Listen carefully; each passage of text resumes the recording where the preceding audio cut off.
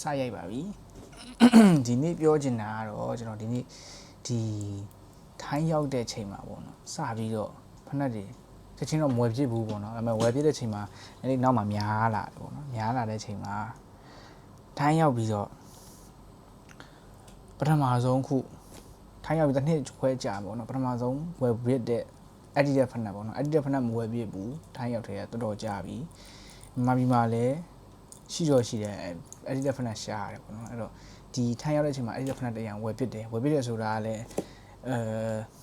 ဘယ်လိုပြောပြမလဲဟိုကြည့်ဒီကြည့်ရင်လည်းဈေးရန်တန်လို့ဘာညာဆိုပြီးတော့ဝယ်ပြစ်သွားတာပေါ့နော်အဲ့တော့ဘာဖက်နှက်လေးလဲဆိုတော့ဒီမှာပါဒါဖက်နှက်ဝကြည့်ရတဲ့ဘာမျိုးစားလေးတော့သိမယ်ပေါ့နော်ဒီကောင်ကဈေးရန်တန်လို့ကျွန်တော်ဝယ်ဖြစ်လိုက်တာပေါ့နော်ဘယ်ကနေဝယ်လဲပေါ့နော်ထိုင်းမှာကတော့နည်းနည်းလေးဈေးကြီးတယ်တရုတ်အရင်မြန်မာနိုင်ငံမှာလိုမျိုးကြိုက်တဲ့ platform တွေဝယ်လို့မကောင်းဘူးပေါ့နော်ဒီမှာနည်းလေးဒီ air ပေါ်မှာတိတ်ပြီးတော့သူတို့ဝင်တဲ့ဟာလမ်းကြောင်းလေးတွေနည်းလေးရှုပ်တော့ပေါ့နော်ဘယ်ကဝယ်လဲဆိုတော့ထိုင်းမှာအများသောအားဖြင့်ဒီ platform တွေရောင်းကြတယ်ပေါ့နော်ဒီ platform လေးမြင်ရလားဒါက Safson လားအဲ့လိုခေါ်ဘယ်လိုခေါ်လဲတော့မသိဘူးနော်ဒါပေမဲ့ဒီကောင်းမှာကတော်တော်များဒီဟာရောင်းတယ်ပေါ့နော်တော်တော်ပစ္စည်းတော်တော်များအဲ့မှာ resale market ရှိပါတယ်ဒါပေမဲ့ဈေးကတော့နည်းလေးများတယ်ပေါ့နော်ဒါပေမဲ့ဒီရန်က brand new ပဲသူက defect လို့ပြောမှာ defect တော့မဟုတ်ဘူးဒါပေမဲ့ဒီ box damage ပေါ့နော် boot damage တွေပါလို့ဆိုပြီးတော့ဈေးချတယ်ဆိုတော့ကျွန်တော်ကတွေ့တော့ဆိုဒီဖက်နှက်ကိုဝယ်ပြစ်သွားတယ်ဘာဖက်နှက်လဲဆိုတော့တန်ဖြည်းဖြည်းလေးပြန်ပေါက်နေစမ်း okay so တော့ကသူကပုံမှန်ဆိုရင်တော့ရည်စည်းပါ wrapping paper ပေါ့နော်ဒီ wrapping paper အောက်မှာဒါကသူ့ရဲ့ဒီကျွန်တော်တို့ဝယ်တဲ့ platform ကထုတ်တဲ့ဟာဆိုတော့အဆုံးလေးထုတ်လိုက်ပြီဒီမှာမရှိတော့ဘူးဆိုတော့ဒီမှာခဏက350ကိုသူကနီအောင်လေးပေါ့နီအောင်ပဲပြောရမှာဒါပေမဲ့အပြင်မှာတော့နီအောင်တော့မဟုတ်ဘူး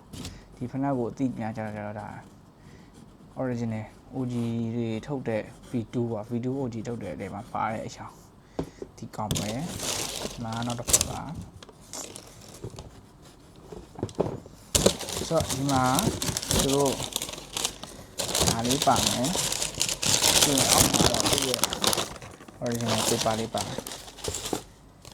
ဒီမှာသူတို့ရေးပေးလိုက်တဲ့ဟာပေါ့နော်ဒီမှာ reward point ဒါ check your reward point ယူလို့ရတယ်ပေါ့ဒီဟာကို check လုပ်လို့ရှိရင်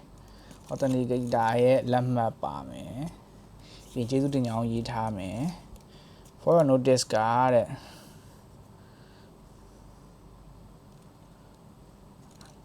okay so ဒီမှာသူတို့ရဲ့ brand sign ရဲ့ဟိုပါမယ်ပေါ့နော်အဲ့ပါမယ်ဆိုတော့ဒီဖက်နှက်ကအပြင်မှာသူတို့ retail ပေါ့နော် retail ရောင်းဈေးကဘတ်8000နဲ့9000ကြာရှိမလားတော့မသိဘူးပေါ့နော်ရောင်းထွက်ချင်းရောင်းဈေးကအဲ့လိုရှိတယ်ဒါပေမဲ့ဒီကောင်းကိုအခု market မှာကြည့်တာတော့မှအောက်ထက်က6000နဲ့9000ကြာမှရှိတယ်ဒါပေမဲ့ဒီကောင်းကိုကျွန်တော်ကတွေ့တဲ့အချိန်မှာ3000လောက်နဲ့တွေ့တယ်3000လောက်နဲ့တွေ့ရဆိုတော့ငါအချမ်းစီးအောင်တန်းတယ်ဆိုပြီးတော့ဝယ်ပြသွားတယ်ပေါ့နော်ဒီကောင်းဝင်ငယ်တော့ကြိုက်လားဆိုတော့ကြိုက်တယ်မကြိုက်ဘူးမကြိုက်တာဘာလို့ဆိုတော့ဈေးရမ်းကြီးပေါ့နော်ကျွန်တော်ထွက်ချင်တော့2019ဝင်ချင်တော့ဒီကောင်ကသိန်းကိုဒေါ်လာကို600 900 800အဲ့လိုအောက်ထက်တော့ပြန်သွားနေဆိုတော့အဲ့ခေတ်တော့ဈေးကြီးရတယ်မှာပါအခုတော့ဒါစီးမဲ့လို့တော့မရှိဘူးပေါ့နော်အဲ့နဲ့ဝယ်ထားလည်းမမှားဘူးဆိုပြီးတော့ဝယ်ပြီးစီးပြတဲ့ဖက်နှက်လေးပေါ့နော်ဒါကတော့ပြန်ထွက်တဲ့ version ပေါ့2022လို့တော့ရေးထားတယ်2022 version မှာမိတ်ကတော့ made in Vietnam နဲ့လာပါတယ်ဒါချင်းနေတော်တော်လေးကိုဆင်ပြေပါတယ်စီးလို့လည်းကောင်းပါတယ်အဲ့တော့ဒါကတော့တစ်ခါပဲစီးရသေးတယ်စီးပြစ်ဘူးအဲ့ဒီတက်ကြီးအဲ့လောက်မကြိုက်လို့ပေါ့နော်များသောအားဖြင့်နောက်မှရှိတာက Nike ဖက်နှက်တွေများတယ်မြင်ရတာတော့မသိဘူး Nike ဖက်နှက်တွေများဆိုတော့အဲ့ဒီတက်မစီးပြပါဘူးဒီကောင်ကဈေးသက်သာလို့ဝယ်ထားတာပါဈေးချနေတဲ့ဖက်နှက်တွေကမှ2000လောက်ဝန်းကျင်ကျနေတဲ့အချိန်မှာဒီဖက်နှက်ကို3000လောက်နဲ့ရတဲ့အတွက်ကြောင့်မို့လို့ဈေးလဲတန်တယ် brand new လည်းရတဲ့ကြောင့်မို့ဝယ်ပြပါတယ်အဲ့တော့ဒါလေးအကျန်းပင်းလာမှာအကျန်းစီးလာမှာစီးလို့ရပါတယ် ကျွန်တော်မှာ all black ဖက်နက်ဆိုတော့တော်တော်ရှားပါတယ်ဒီဖက်နက်ကတော့ all black ဖက်နက်ပါအဲ့ဒါကျွန်တော်တိတ်မစည်းပြပါဘူးဆိုတော့အဲ့ဒီတဲ့နောက်ပိုင်းထုတ်ဝယ်ဖို့လည်းတိတ်မရှိပါဘူးဒါတော့ adios